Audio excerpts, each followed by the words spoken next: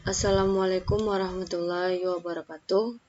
Perkenalkan, nama saya Rahmi Rahmawati Joni dengan NIM 210731107. Baiklah, kali ini saya akan menjelaskan tentang pengertian komponen berserta keunggulan dari rem servo udara. Baiklah, yang pertama kali ini yang saya bahas tentang pengertian dari rem servo udara. Sistem rem udara bertekanan adalah sebuah tipe rem yang dipasang pada kendaraan, di mana udara bertekanan dipakai untuk menekan piston yang digunakan untuk menekan sepatu rem yang diperlukan untuk menghentikan kendaraan.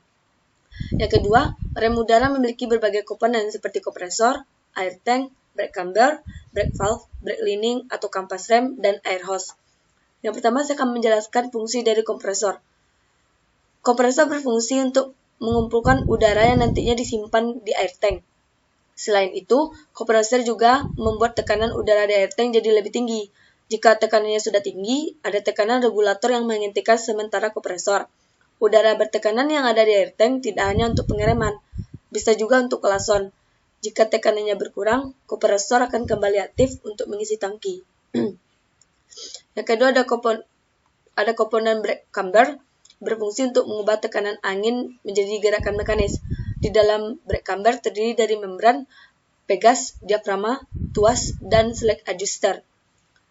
Yang ketiga ada brake valve yang terdiri dari pegas dan katup. Fungsinya yaitu sebagai katup yang mengatur masuk keluarnya udara dari air tank ke brake camber. Katup ini yang akan membuka ketika pedal rem diinjak. Selanjutnya ada brake lining atau kampas rem. Nantinya tuas dari brake camber akan menggerakkan kampas rem untuk menghentikan roda truk atau bus. Dan yang terakhir yaitu ada air hose atau selang udara yang mengalirkan udara bertekanan. Komponen ini sangat penting dan jangan disepelekan, karena jika bocor tentu saja sistem pengereman bisa tidak berfungsi. Keunggulan dari rem servo udara. Rem udara merupakan alternatif dari rem hidrolik yang biasanya digunakan pada kendaraan ringan seperti mobil. Rem hidrolis menggunakan sebuah cairan atau cairan hidrolik untuk memindahkan tekanan dari pedal rem ke sepatu rem. Guna menghentikan kendaraan, sementara rem udara biasanya digunakan pada kendaraan niaga besar, karena lebih handal daripada rem hidrolis. Keunggulan rem udara antara lain: yang pertama, pasokan udara tidak terbatas, sehingga ke sistem rem tidak akan pernah kehabisan cairan. Sebagaimana pada rem hidrolis, kebocoran udara juga tidak akan menyebabkan kegagalan pengereman. Kabel sambungan udara lebih mudah dipasang dan dilepas daripada kabel sambungan hidrolis.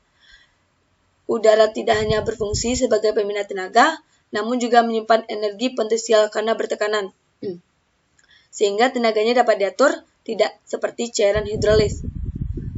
Rem udara tetap dapat berfungsi walaupun mengalami kebocoran kecil, dan semakin udara habis, maka rem juga akan semakin mengikat, sehingga risiko rem blong dapat diminimalisir. Dan yang terakhir, udara bertekanan yang dipakai oleh sistem rem juga dapat digunakan oleh sistem lain, seperti klason dan pengatur tinggi kursi pengemudi.